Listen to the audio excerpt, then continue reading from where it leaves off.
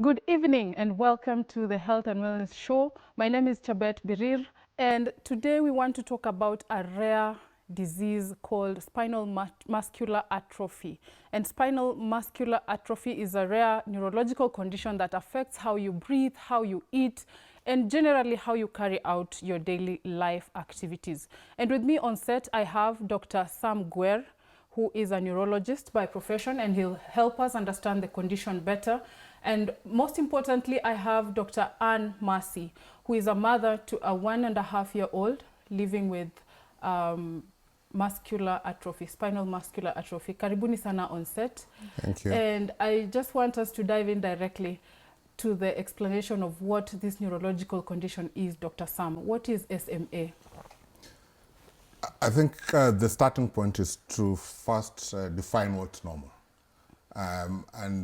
Your motor system, the part of the nervous system that is responsible for making you act or do whatever you need to do, walking, sitting, talking, that really starts from a pathway from your brain, the forepart of your brain, and then it flows down to your spinal cord and then to the nerves. It gives nerves called the anterior motor neurons that then give information to your muscles to do whatever needs to be done.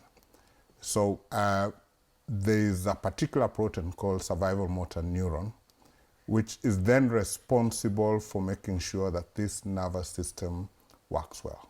Okay. This pathway works well, particularly at the flow from the spinal cord and from the anterior motor neuron giving to the muscles. It requires regeneration, it requires replenishment of systems that makes this works. So in children and individuals with spinal muscular atrophy, they lack this particular protein, the survival motor neuron. And that occurs on account of a genetic variation or anomaly. So that's what spinal muscular atrophy is about. And what that means for these individuals, therefore, that which looks easy for you, like speaking, crying, sitting, walking, breathing, is a bit difficult for them, depending on the severity. How is it diagnosed? How do you, as a neurologist, identify that this child has SMA? Or does it also affect adults? Well, the first point, of course, is you have to have a high index of suspicion from a clinical point of view. And usually the children who present to us will be quite floppy. They may have challenges breathing. If in the severest of forms, mothers will tell you that even when the child was in the womb, there was minimal movement that they experience. And when the child comes out, you can see there's a bit of a struggle. If the clinician is attuned to assessing such children, they already feel there is some floppiness. They are at risk of respiratory difficulties and infections. They may have challenges swallowing. You may sense that they have a very weak cry. And those are some of the things that can manifest early. That then piques your interest in doing genetic tests. If you have a good high index of suspicion, then you can go directly for a genetic test, which then clarifies this diagnosis. But in the other bit is that it can happen in adults. So again, depends on the severity. So that in the mildest of forms, adults become aware of it in adulthood. And in the middle, there are children who the challenge they will have is getting to walk, but they can sit. And in other cases, they can walk, yes, but they have a bit of challenge with other motor activities. Okay. Thank you, Dr. Ari. Dr. Ann is a pharmacist, but today she's here as a mother to a child who has SMA. Tell us, Dr. Ari, how was it, and at the onset of SMA, how was it diagnosed and how did it make you feel? How was the journey? You said your son was diagnosed at 4 months. How did you feel, and what was going on in your mind when your son was diagnosed with SMA? So we first developed difficulty in breathing. So we were just at home and we realized he's breathing so deeply and he's struggling. So we went to the hospital. While there, they diagnosed pneumonia. We were started on antibiotics, but they decided to keep us overnight just to observe us. During the night, his oxygen level started going down, so they put him on oxygen, and by the next day, he had worsened enough to go to ICU. So while we were there, we actually thought it will take maybe a week or so. Once he's on the antibiotics, he would get better and would go home. But after a week, the infection had cleared. The X-ray showed the infection is clear. His blood markers also showed that the infection was over. But at this time, they had actually put him on a ventilator to support his breathing. So more tests were done, more examination was done, and that's when he underwent a genetic test, which now proved that he had spinal muscular atrophy. Yes. I'm sorry about that. And what have you been told needs to be done? Is there a treatment option, and how much does it cost? So our doctor took us through what SMA is, what it means for our son, and the outlook of things. So there are 3 treatments, I think, in the market. So the one that will be the best option for our son would be the gene therapy. So this gene therapy is very expensive. So we have the one that's already registered that costs 2.6 million USDs, which translates to almost 270 Kenyan million shillings. 270 million Kenyan shillings. And then there is another drug that is similar to this one, but it is very new, not quite registered. So now that one is costing 100,000 US dollars, which is approximately 13 million Kenyan shillings. All right. Yes. Thank you. And I'm sorry about your son. I hope that you get the help that you need. Daktari, please tell us, what are the treatment options when you diagnose SMA? What steps do you take as a neurologist to ensure that the patient gets to live a better life? Well, as we can tell from Dr. Anne Massey and her experience, they're both definitive treatment aspects and supportive treatment aspects. This child still needs to continue breathing. And if there's a struggle or they have decompensated on account of a respiratory tract infection, then they may have to be on a ventilator. And that's actually the situation for Hassan, being on a ventilator all through since when they get in for an initial infection. That was in October 2024. Yes. Yes, so you can imagine now it's 1 year plus. That's been 7 months over on the ventilator.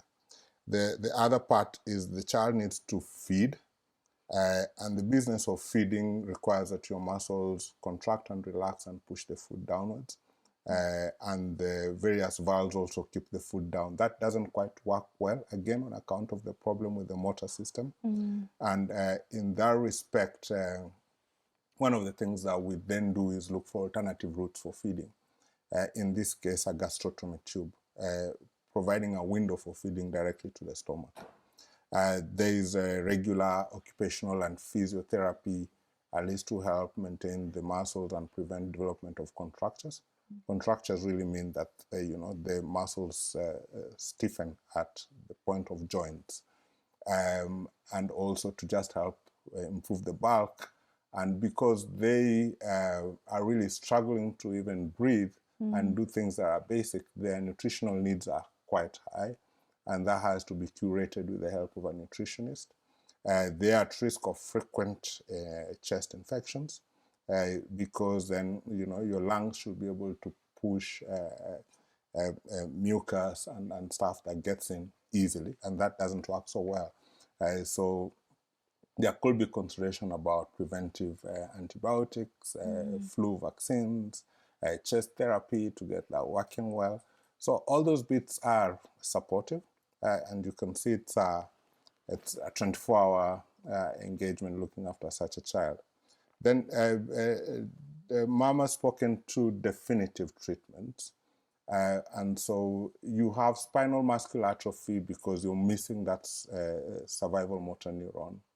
And the whole idea behind treatment is, one, to explore whether we can replace the genes that are missing, or two, is modify your body to be able to produce where there's a potential. Okay. And so the way we define spinal muscular atrophy severity is you have both a gene that can produce, SMN as you need it, but there's another gene, SMN2, that produces that SMN, yes, but not quite the way it should be.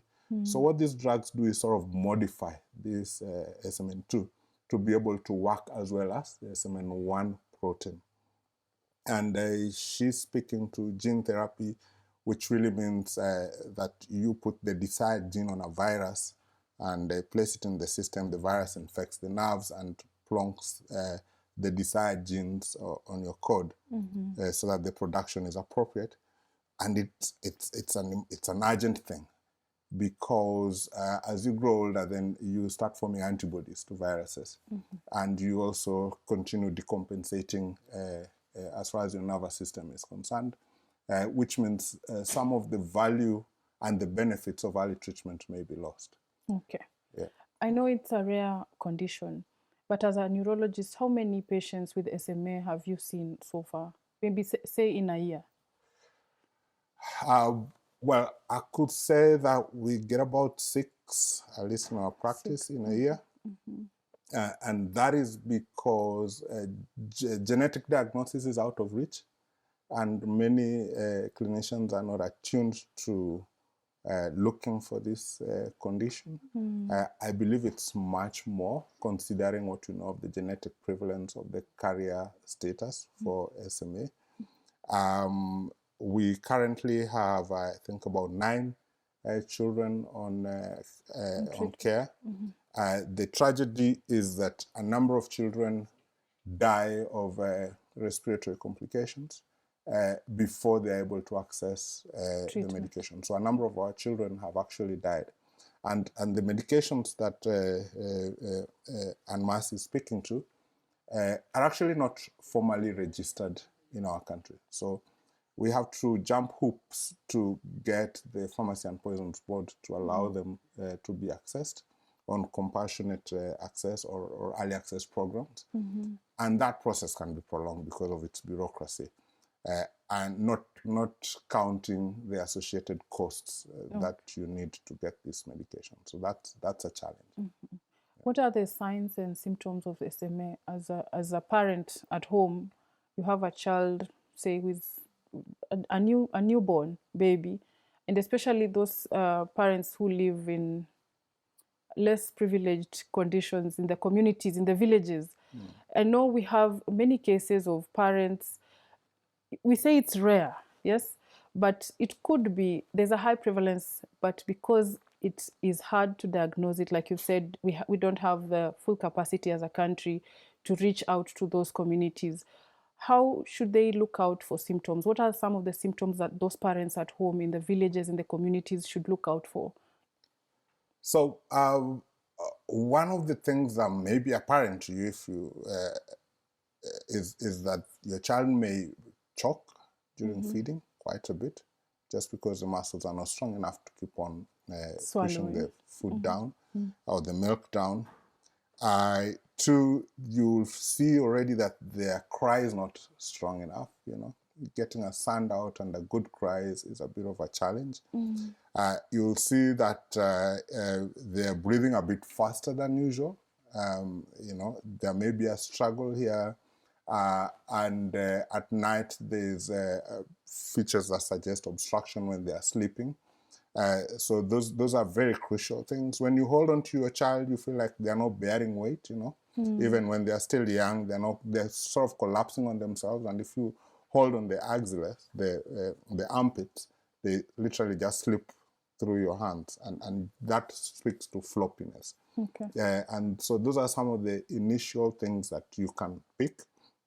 For people who have the milder forms of SMA, then you'll see that they are not progressing through the various motor developmental milestones that you would expect. So they are not sitting in good time. And if they get to sit, they take time before they can sit without support. And if it may be that they are unable to then progress to stand and walk without support. And so those are some of the initial things. And you'll see that that is happening in the context of a normal birth history, that they never had any challenge in pregnancy or birth, and yet the child is manifesting this way. Okay. Now, the thing about children with SMA and adults is they are cognitively intact. So they are aware of themselves. If they could speak, they will speak. If you speak to them, they understand. And so, and I guess that's the reason why this is quite difficult and challenging, that they know already what's happening to their body. So that's an aspect also that's a crucial discriminator with other neurological diseases that would affect cognitive function. Okay.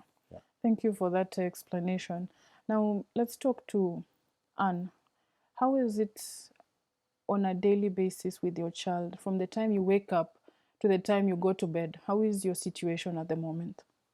So my son is still in hospital. He's in ICU because he needs nursing care as well as ventilator to breathe. So my day basically starts at home because I also have another child. So we begin at home. I prepare her. We go drop her at school. Then I go to work. I get to work for, say, until around 2 p.m. And then I go and spend now the rest of the day with my baby. So it's while there we just play. We play games. We sing. We watch Cocomelon. We read books.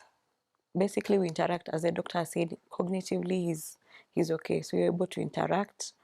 You're able to interact and play and bond. Yes. So that now from there, then I get to go home, and spend time with the rest of the family. Okay. And that's how my day basically looks like. And what are the doctors saying the situation is with your son? So I would say at the moment he's ventilator dependent. So that would mean that he will need to be on a machine, or he needs to be on a machine throughout. And with that, then we require a nurse, because other procedures like suctioning, removing the secretions in his lungs, dressing his tracheostomy. He has a tracheostomy for breathing, dressing his PEG tube. Now that is more sophisticated to be done by a nurse, so he requires around the nursing care.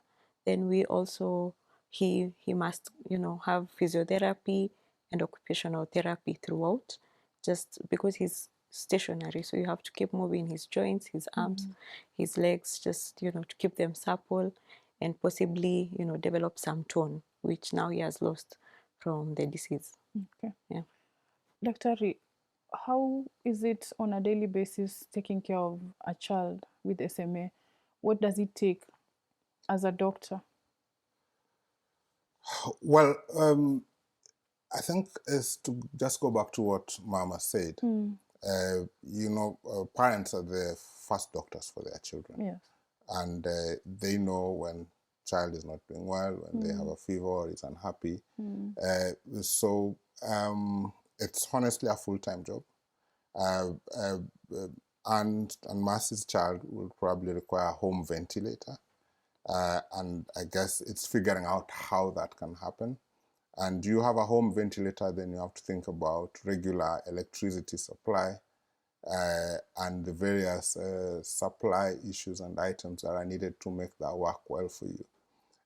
From a doctor's point of view, we very much acknowledge and appreciate how much work it is then for the parent. As far as we know, it's quite an emotional drain, not barring the expectations in looking after the child and the costs associated with it. We're speaking of a multidisciplinary support system, and all these things costs. And even so, our practice environment has not optimally provided for some of those needs, you know. So things that you don't even have to think about, like a cough assist machine to help the child figure out how to cough.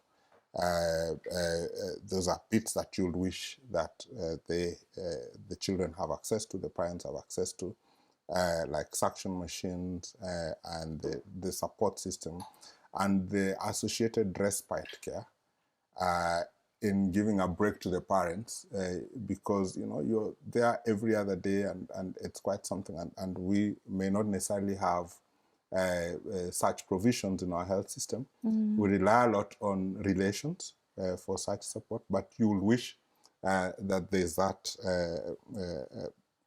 put in the health system. So I'll say the biggest deal has been that. And the cost of medication. So we've spoken mostly about the gene therapies and cracking and getting through the system to get the approvals is hard. But there are also the gene modifiers, one of which is oral, and another one is administered through the spinal cord. We've really had good support from the pharmaceutical companies in respect to enabling us access some of the gene modifiers on compassionate access, and we have to appreciate that. Okay. Yeah. And is it genetic, or is there another way you can acquire without it being genetic? Absolutely genetic. Absolutely genetic. Yeah, and when we say genes, so you've got about 20,000 genes that define who you are, and they define every facet of your physiology, of how you function.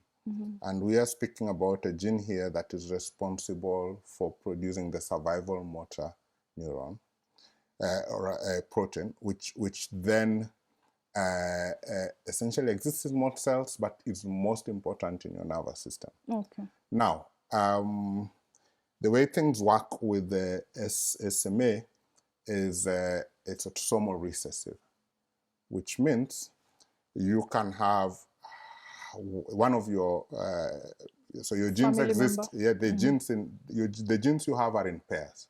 So one side of the pair may be normal, but the other side may be the variant, and so you need two people who are carriers to get the condition. And so there's a 1 in 4 chance, if you're both carriers, that you could pass it on to the child. Now, as far as the general population is concerned, 1 in every 10,000 individuals is a carrier, which means in our country, where we have 50 million people, we are speaking of, what does the math work out? We're about 5,000 carriers. 5,000 carriers. Yeah. Wow. And for you, Anne, do you have a family member who happens to have SMA, or is it the case of just carriers and then it happened to fall on your child? No, on both sides, myself and my husband, we have not experienced a child with SMA or any neurodevelopment disorders or challenges. So this was a first. Okay. Yeah. And how emotionally? I know it can be draining. Is there a way you're seeking support mentally, counseling, or are you in a support group? I know it's a rare disease, but do you have a group of people who have experienced the same with their children? So of course, it's not the easiest of things to imagine for yourself in terms of, you know, how to deal with the cases, because of course they come with their own challenges which you hadn't thought of. So it takes the emotional toll on you, just thinking, did I do something wrong? Should I have done something else? You know, is there something I could have done better, maybe, that could have prevented this from happening? So these are questions you might not be able to ask someone. So they really bug you at night when you're sleeping and you're wondering, you know, what's up, what's next for your son. So I must say, there are mothers, like we have a small group of mothers who have children with SMA, whether living or dead. So at least they help us, you know, we help each other to accept the emotions we go through. So if today you're having a bad day, then they say it's okay, take that day, just take it off, just accept whatever it is you're feeling, it's valid. So they validate what you're feeling. We also help each other in terms of where to get some of these supplies that are needed by the baby, if it's the suction tubes, if it's the peg tubes, where you can get them at a good price, just so you can save on cost. Okay. Yeah, and then of course, when you compare, growth and all that, you get encouraged by a baby who is now, improving. Yeah, so I think that's how we are surviving day by day. Yeah, thank you so much for shining a light on that condition, and I do really hope that you get the help that you need with your son. Thank you, Dr. as well, for explaining to us the condition. And we'll just take a short break. And when we come back, we'll talk about the stigma. It's a rare condition, but I'm sure that at some point you have experienced stigma with your friends or with your, community, in your community. So we'll talk about the stigma and how to handle it. We'll also talk about what the government can do to ensure that we get this treatment accessible to people living with SMA, in as much as it is a rare condition. Don't go away.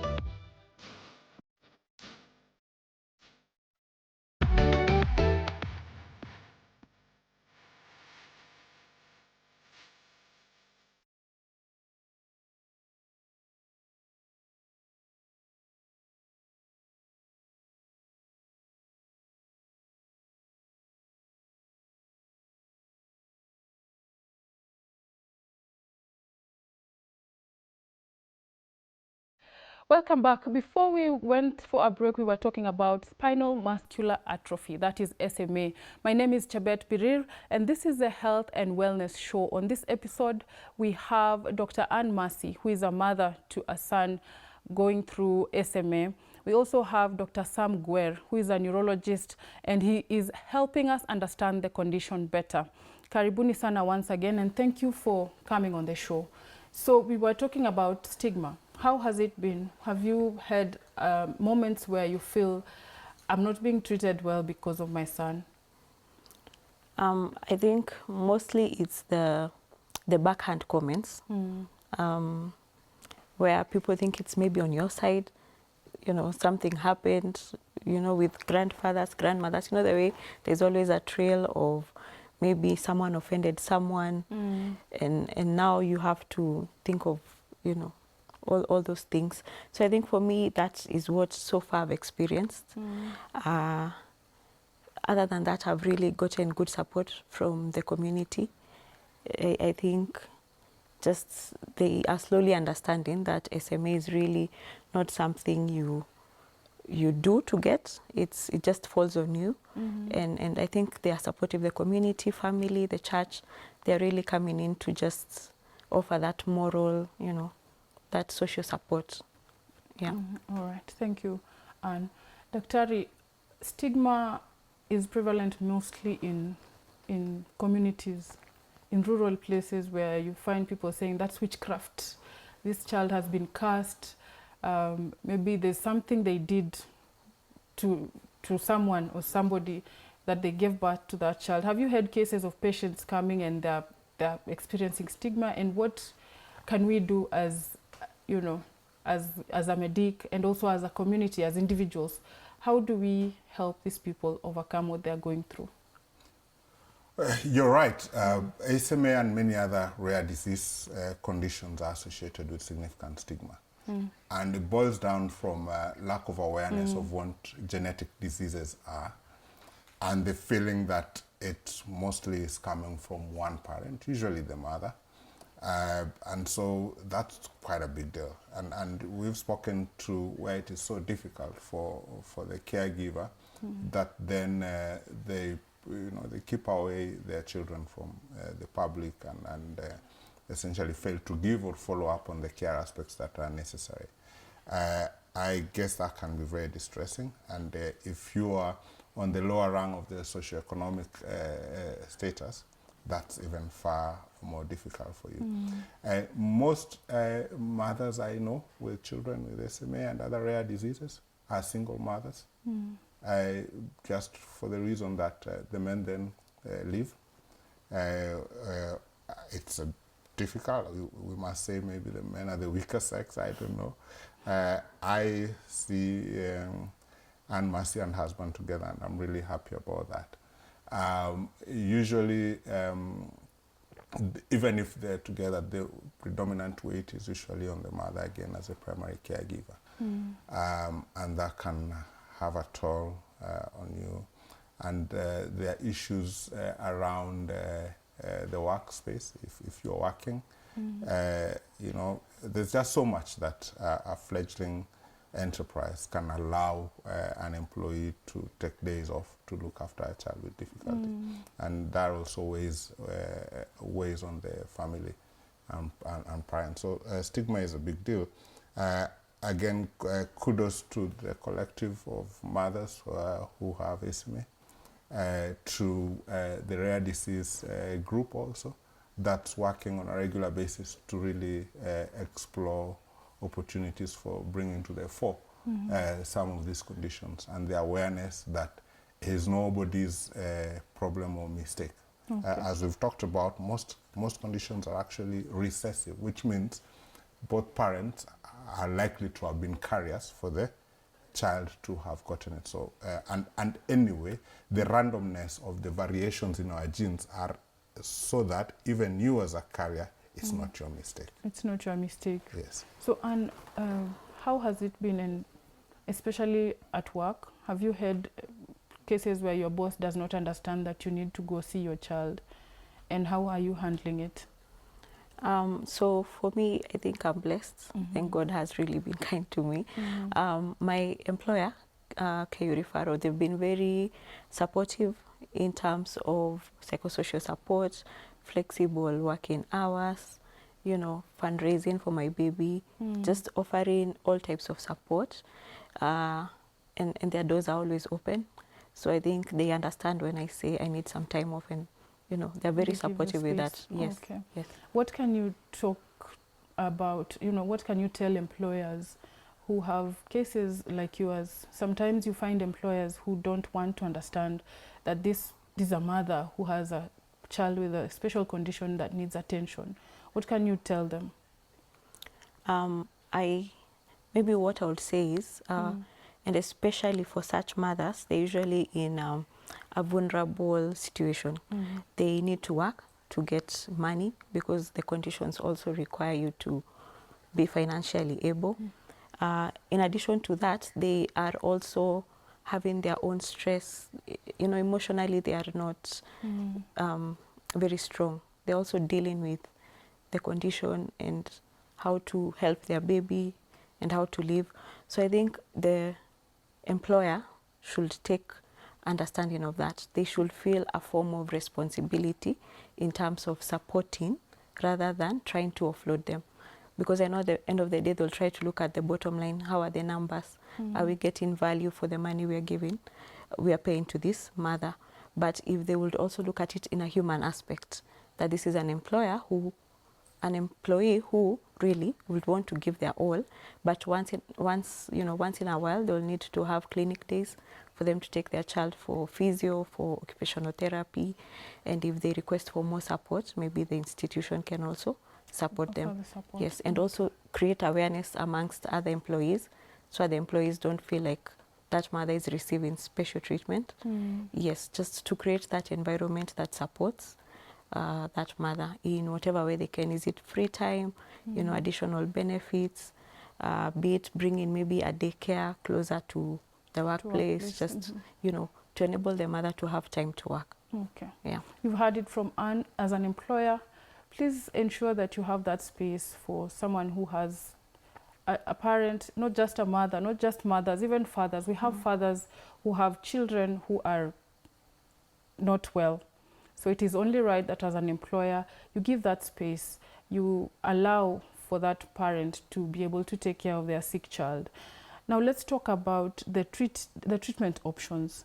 You say that your son currently is going through physiotherapy and a cocktail of treatments, like Dr. Guer has said. What needs to be done for her son, Daktari, to be completely okay? Well, Completely okay, that's another story altogether. Considering we are starting the first phase of our life with challenges, we're already on a ventilator. In the most ideal of situations, you like that the child receives gene therapy from 0 age. And in European countries, there is actually screening programs for a child who's been born for a condition like SMA, so that then that medication can be provided as soon as possible.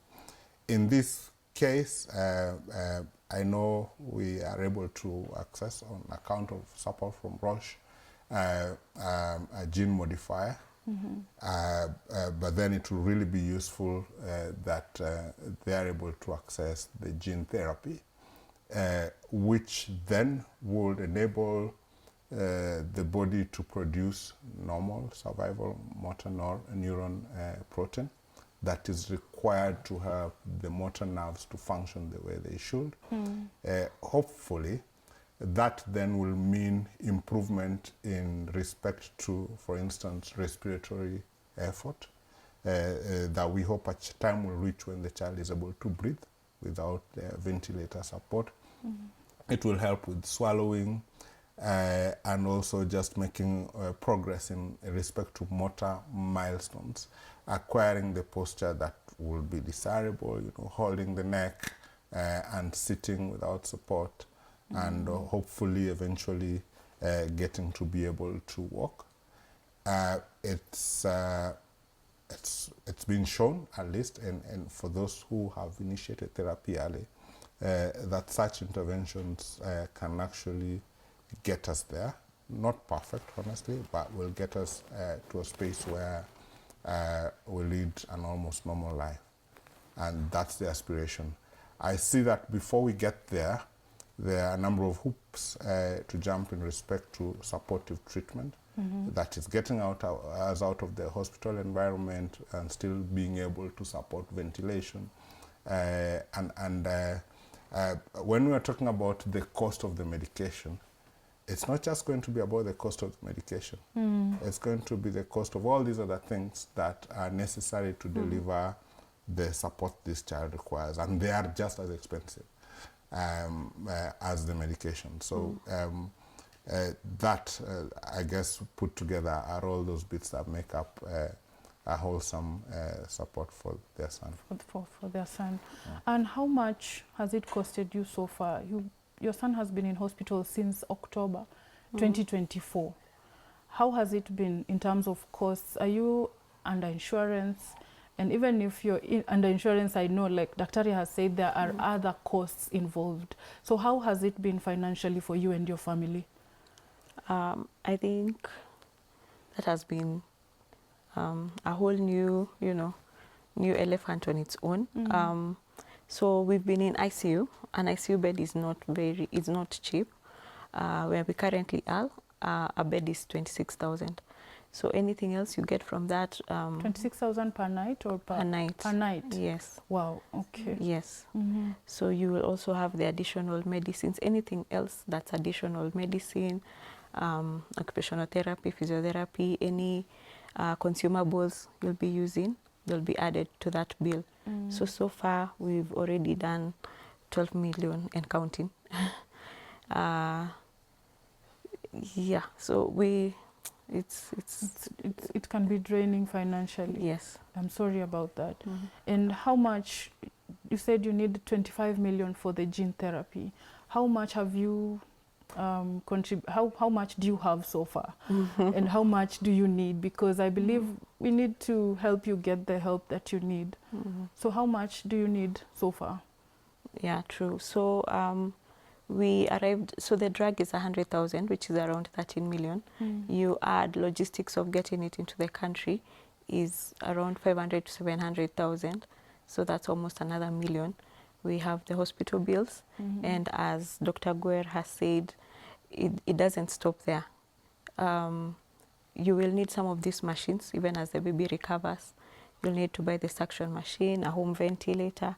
You also need to engage nurses, you engage physiotherapists. So currently we are raising 25 million. This should cover hospital bill, getting the drug, and the associated tests and costs. But looking at other mothers with similar kids, they spend a lot per month, so to speak. So it's either the mother stops working and stays at home to take care of the baby. Then maybe then they can engage a few nurses and of course the physiotherapist for support. Or you go to work and now you engage nursing services throughout. So you'll find that plus consumables, most families require around 60 to around 200K per month just to basically support the child to stay at home. Yes. Okay. Yeah. I hope that you get that help. I really do. Daktari, for many families who have children or people living with SMA, that cost of just going to hospital and getting admitted might be a dream that may never come true. So what do you think the government should do to ensure that treatment is available to every child who is diagnosed with SMA or every individual? Well, Rare Disease Kenya has been part of a conversation around engaging government, previously NHIF and currently SHIF, in respect to providing some cover to therapies like SMA. And I know we've not made much progress, but there's been goodwill. And you see that's read alongside the tension we have in our health system, where even the most basic of medical needs are yet to be met. The whole idea is to define packages that can help support, one, the supportive care that children with SMA need, and two is to access the definitive therapies. The farmers have also been useful to that extent. So for instance, for risdiplam, one of the gene modifiers, for our patients who have to pay for it, for every one vial that they buy, and one vial is about 1 million, they get 3 extra for free. So that makes it for the price of one vial. And then the other has been that for certain patients who are not able to, they actually provide the drugs for free to these patients. So, you know, those arrangements are easier made by government. And I can see an opportunity to engage with pharma and explore pathways for support. I think it's absolutely crucial to consider registration and easier pathways for such medications via the Pharmacy and Poisons Board. They are orphan drugs, which means you don't have every other patient who needs them. And so it's not profitable for a pharmaceutical company to bring them over. In stock. And stock it, yes. So you can see that they require different consideration. And there needs to be supportive policy to help ensure that the access is better. And I surely do hope, for instance, that when Anne Mercy and Son, they get the medicine over, then it's not subject to taxation, isn't it? You can imagine that's going to be another layer of expense. So all these other bits are things that I think the government can do, in addition to also supporting awareness on rare diseases in general, because all of them put together, they then are not rare diseases. They are not rare for sure. Yeah. Like I said, we may say it's rare, but it's not actually rare, because we may have families who have children with those conditions, but they're not coming out. And I also believe that as medics, I feel more research and data collection should be done, especially in African countries, so that, you know, people can be more aware of these diseases. But thank you so much for, you know, that insight. Daktari, you're also a pharmacist. What can you say about medication for SMA? What do you think needs to be done in the country? So I think the first thing will be to advocate for more research for these medicines, because it takes time for one to be developed, since they're not as profitable, because it's one in a very few. The number of patients who will need it will be very few in an area. So the pharma companies might feel it's not very profitable to venture into such research. But I think for pharma, if they were able to do more research, we could get more and more drugs in the market to support and treat such conditions. Also, I think if farmers would work with governments so that they can subsidize the cost of these drugs. So having a gene therapy that's 25 million shillings. It's out of reach for, Yes. for most people. Even for us, it's quite out of reach. So if the government would work with such pharma companies, and another thing will be advocacy, because most people will not have heard of spinal muscular atrophy, and especially the ones at deciding tables. So they may not allocate, and I think this is something the Ministry of Health can take up. The people deciding on how resources will be allocated might not consider rare diseases. Yet, when that one case happens, it is a financial hole for the family. So unless now the government steps in by providing the supportive treatments, as well as providing insurance that can cover part or whole amount of the available drugs. I think that would really go a long way to ensure most babies are, screened, they get their treatment early, and possibly have a long life with a good survival rate. All right. Thank you so much, Anne. We have about less than 2 minutes, so I'd like both of you to just give your last call, your last parting shot, starting with Daktari, and then Anne, you'll tell us how you can be helped, how contribution, maybe there's a pay bill number that you can, just tell our viewers at home so that they can be able to support if they can support. Dr. Gwer, your parting shot. Well, considering this conversation is public facing, essentially is to let the masses appreciate that some of these conditions, in fact, all these conditions are not brought upon the parents, and the children do not bring them upon themselves. And we need to appreciate that they need all the support they can get. We need to lobby and get the government on our side in respect to promoting access to care and putting in policies that essentially enable better care and treatment for these children and individuals. Thank you so much, Daktari, and thank you for making time to come on our show. Dr. Anne, how can we help you? True. So I think for me, I am appealing to well-wishers, all Kenyans, to help us raise these funds. So the thing with this drug is that it must be administered before 2 years. We are already 1 and several months.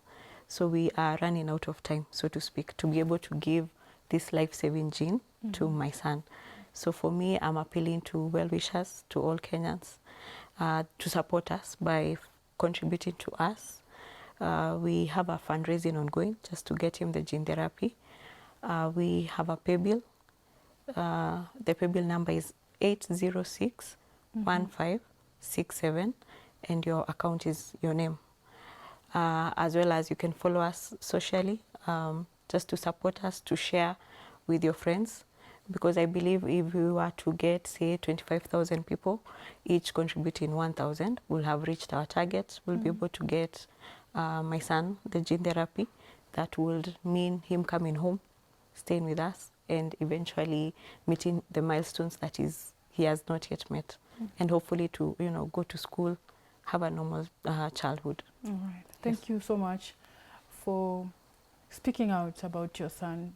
And I believe by you speaking out, it is raising more awareness to people, families at home who also may be going through the same condition, but they don't know what to do. So if you notice those signs when your son, that Dr. Gwer has said, your child has those signs of spinal muscular atrophy, they cannot be able to cough as a normal child. When you lift your child, you feel that they are weak, and you those other signs that Daktari has talked about, please take your child to hospital, and let's also help and get his son to live a normal life. Until next time, that has been today's episode. That's where we end. And I really do hope that you get the help that you need, Daktari. And I hope to see you again next week. My name is Chabet Birir. Have yourself a lovely evening.